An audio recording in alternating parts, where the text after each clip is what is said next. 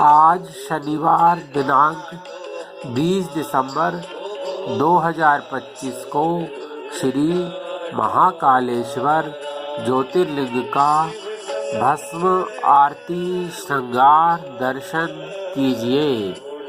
श्री शिवाय नमस्तुभ्यं।